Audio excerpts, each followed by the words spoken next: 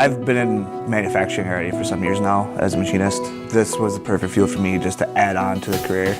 I wanted more of a hands-on actual approach to the designing and being able to start something from the beginning and at the end see the finished product.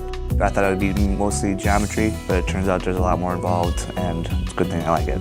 The math really ties into the drawings that we do. When you're on SolidWorks, you can revolve the figure on the computer and see how everything moves around, but descriptive geometry really taught us how to be able to manipulate and rotate the object in your mind. This program has helped me grow. It seems like the sky's the limit. You're gonna get the background and you're gonna go farther up in the company and in a career. You will be considered an engineer as long as you just don't mind working for it. If you're determined that you want this degree, you're gonna get a good job and set yourself up well for the future.